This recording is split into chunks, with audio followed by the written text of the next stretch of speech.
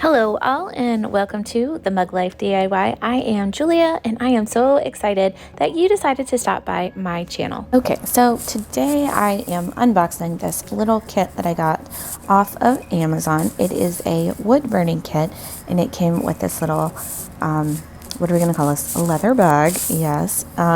Some stencils, the little heat protected gloves. It had colored pencils, that little cloth, that itty bitty little round thing was the stand, yes, and here is the heat gun itself.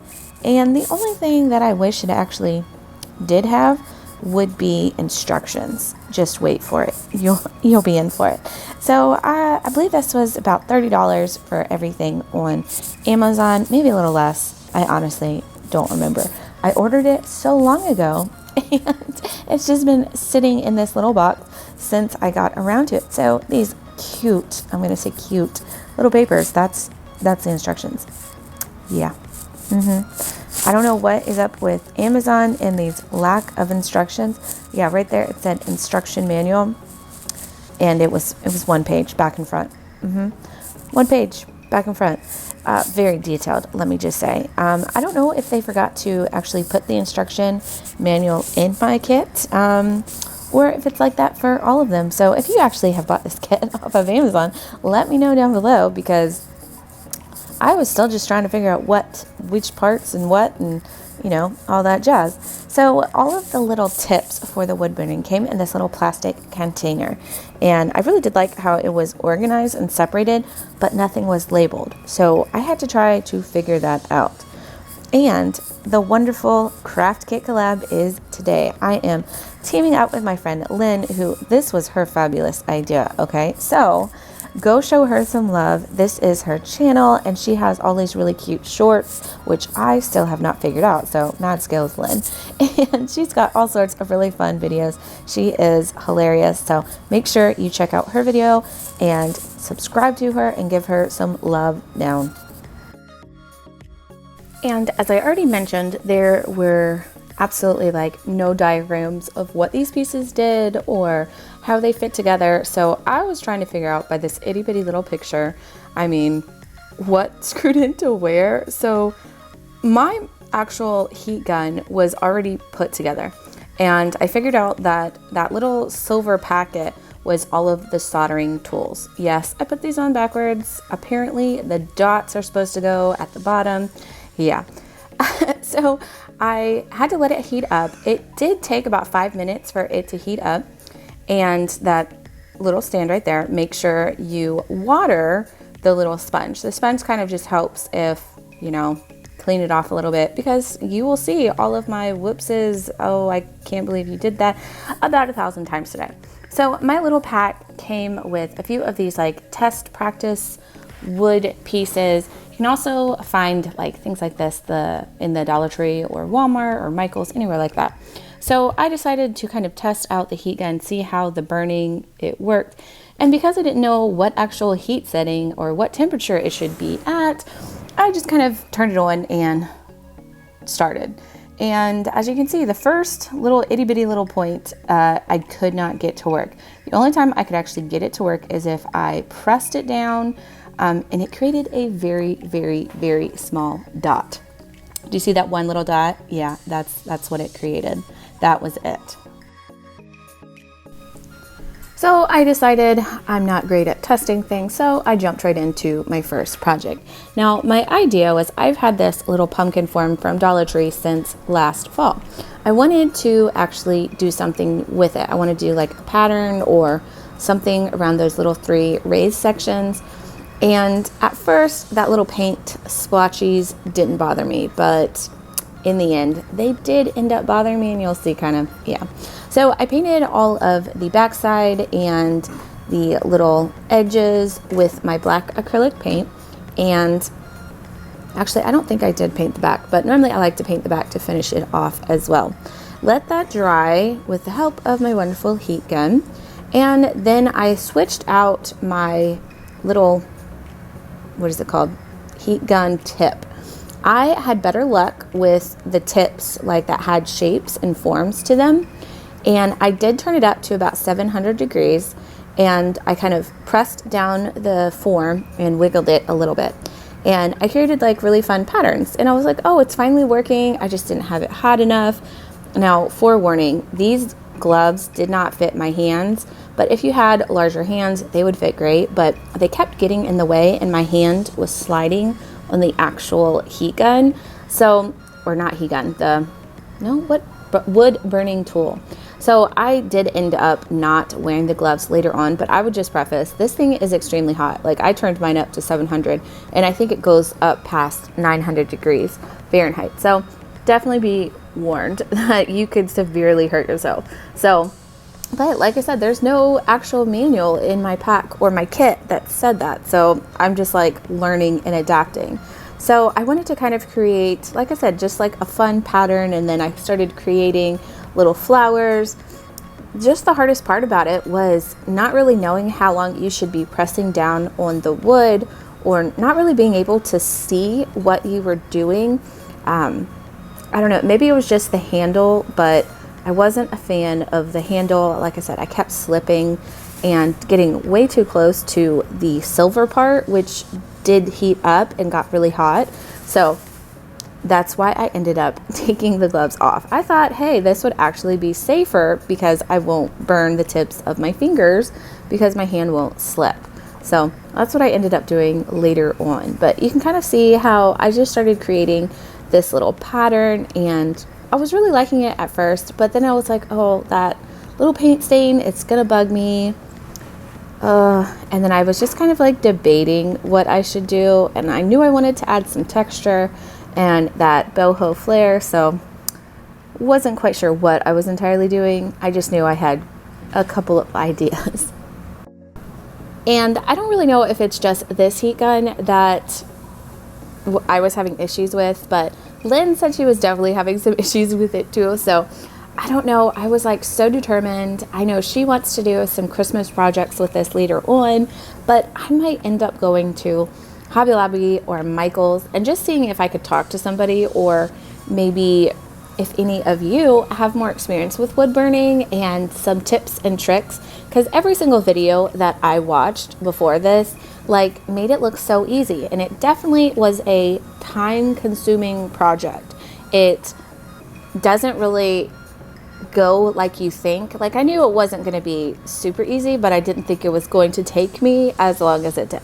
Like, just to make these little flowers and this pattern that I created was at least 45 minutes. Yeah, 45 minutes, y'all.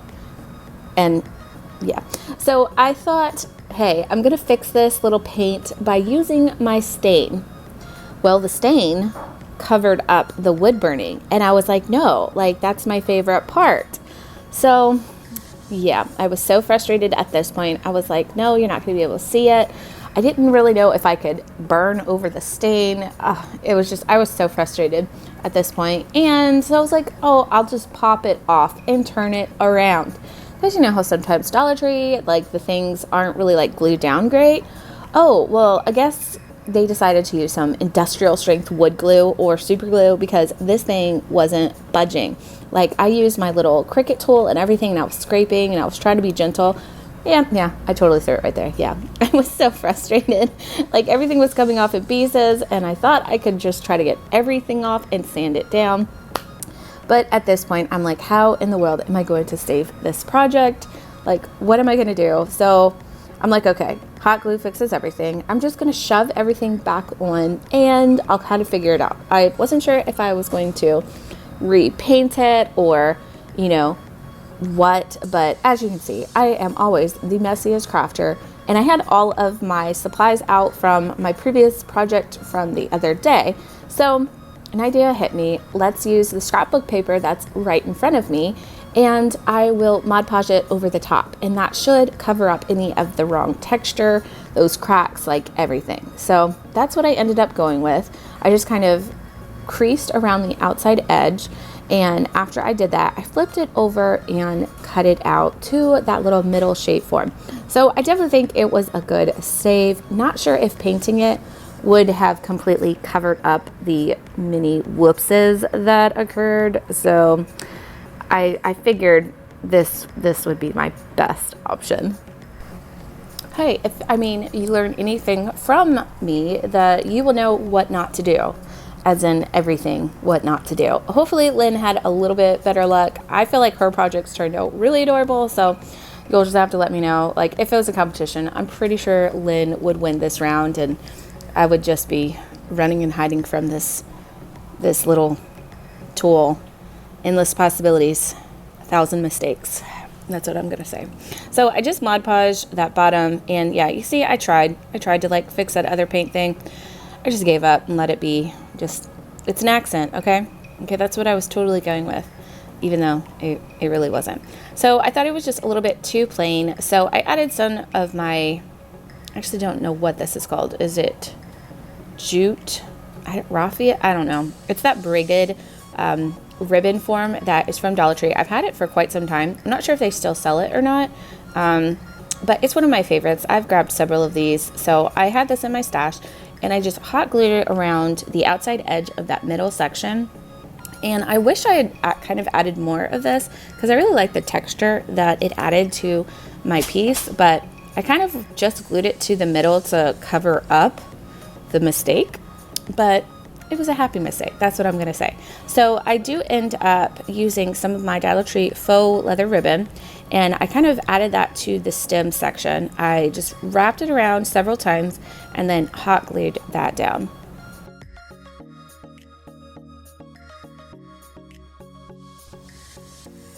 Then on the back side, I wanted my pumpkin to stand up. So I took 3 Jenga blocks, or the building blocks from Dollar Tree, and hot glued those to the back, kind of making a U shape. I love doing this because it, just like I said, helps it stand up, and it's really a easy stand that you can make. So I flipped that back over and knew it was going to be lovely, and added 2 of my Dollar Tree golden feathers, which I'm totally obsessed with this color. I really, really love that they added this like golden and brown and bronze. Anyway, yeah. So I grabbed 2 of the feathers and glued them the opposite side of each other. And then I added that raffia bow that I originally took off and glued that to the center. But you could embellish this so many different ways. So these are just what and how I ended up doing mine. All right, now I was super determined to, like, you know, figure this thing out in life, but you know how it goes. Can't catch a break. So I took 3 of these Dollar Tree crates and wood glued them together and used some of my clamps and let that dry. And after I glued all 3 of them, I did go outside and spray paint them black. I originally started using my acrylic paint, but yeah, that took way too long, and there was way too many cracks and crevices. So I definitely recommend spray painting them, because y'all, that was so much faster. Like, yeah. So after I spray painted them and let that completely dry, I wanted to add a little front embellishment. I can't remember which store I saw a really cute centerpiece box thing, and I will try to remember which store I saw it at, but I was definitely inspired by that and wanted to dupe my own. So as always, this is another case of the oh crap, what was I thinking? And it's really funny now, like looking back, like I don't know what I was thinking. And so I was like, yeah, I'm just gonna place that little stencil on my faux leather. Like, I don't know. This is what happens late at night when I'm attempting to like craft. Like, yeah, brain goes crazy. So I totally melted my plastic stencil, and it melted the faux leather, of course, because it's not real leather. Like, I don't know, guys, what goes through my brain, but that was a fail attempt. And let me also preface and warn you, you will need to let your little wood burning tool completely cool down for like 20 minutes before you can switch out the tips. So maybe that's why it literally is so time consuming. So here is my other brilliant idea. Well, let me take a tumbling tower block, and I stenciled, yes, with a pencil. I was smarter that time, and stenciled the fall. Well, when I stenciled it, it wouldn't burn through the colored pencil. Like, I don't know. The wax was like a heat shield. I don't know. Like, it wasn't working. I was like, why isn't this wood burning the wood? Like, the struggle was real, y'all. Like, my brain at this point, I was like, I was over it. I was like, come on, this thing has to work for me. I definitely believe it was at this point that I texted Lynn and I was like, I quit. I am done. I suck. This, like, nothing is working. And, you know, she was definitely encouraging and said, hey, it's not you, it's the product. Okay. So, you know, it's always nice to have other crafter friends, you know, lift you up when you are down. And she definitely did that because I was just so mad. And she also told me she turned her heat gun up a little bit more. And you don't have as much control over how dark it is. So if you don't like the dark wood look, I would definitely say you won't want to go as high as your wood burning tool would go. But I was struggling even at the lower temperature for it to burn the wood. So I'm not quite sure if it was just my gun or I needed more detailed instructions. Yeah, so I might go to, like I said, Michael's or Hobby Lobby and try to find a wood burning book. I am very much a book kind of person, okay? And I needed that visual reminder, you know, and kind of telling me what to do because I don't know, I couldn't figure it out. And remember when I said spray paint this bad boy? Okay, I tried. I don't know why, but I tried to paint it. And there were just so many cracks and crevices, and it was evil. And I don't know what I was thinking. This is what happens at 11 o'clock at night as I'm crafting in my Santa Claus pajama pants. Like, yeah, like, I don't know. It was a struggle bus, and I was just along for the ride. And I definitely wanted to welcome you if you are brand new. If you're brand new to my channel, welcome. I'm so glad you decided to stop by and check out my video. And just to tell you a little bit about myself, I am a mom of 3, a military wife. I move around with my husband and my family, proudly supporting that, it is a lifestyle. I do work for my church, so I love being crafty and creative and just all things eclectic on a budget. So if that sounds really fun to you, I would love it if you would like and subscribe to my channel. Okay, so my remedy to the debacle of the burning of the faux leather was to grab one of my Dollar Tree little wooden decals and wood burn that. Yeah, so great idea, not. And I just kind of stamped the pattern, and it totally looked like, you know, my 5-year-old had created this, and I was just so over it at this point. I had the best luck with the stamping, you know, pattern, but as I said, it was not something that I would put out as decoration in my home. I mean, I don't know. That was the brilliant idea. And then when I tried to do another thing, I burnt it. Yeah, like literally, like I'm pretty sure it was almost on fire because it looked horrible. So I had to scratch that idea as well and had to figure out the next step. All right, so my final last ditch effort on this final project was to take another piece of my faux leather ribbon, and I measured it about 4 inches, and then I took another crafty stick, and I originally was like, hey, I can use my little Sharpie marker. It was dried out, couldn't use that, so scratched that again and decided to do kind of a faux wood grain effect. So I kind of switched the tips, and this was one of the flat ones, and I figured that was my best bet to kind of drag it along and let it look like wood grain. So I kind of just slowly did that on the entire popsicle stick just to give it a little bit of dimension and color, but as I said, it wasn't quite burning that great, and I did have it up to about 750, 800, and it still just wasn't really burning or giving any kind of darkened effect. So instead of using that marker on my faux leather, I just used a pen and wrote out thankful, and I grabbed some golden push pins, and yeah, I should have cut it down because when I pushed it through the wood, it totally cracked it. So like I said, this is like mistake and whoops number 50 in this project. I've given up count, and I used some of my antique wax to kind of add to the detailing all around the edges because I didn't think it looked dark enough. So you may ask, what did I learn from this wood burning effect kit that I bought? Well, let's just say I don't recommend it. unless you watch about 1 million of these tutorial videos and you get a wood burning book, or you actually buy a really good quality, not from China kit from Michael's or Hobby Lobby. That's what I recommend. But I really do love how my 2 projects worked out in the end. I somehow saved them. Well, at least in my opinion, I think I did. Let me know which one of these 2 projects is your favorite, and don't forget to check out Lynn's video. Her video is linked in my description, and I will see all of you guys next time.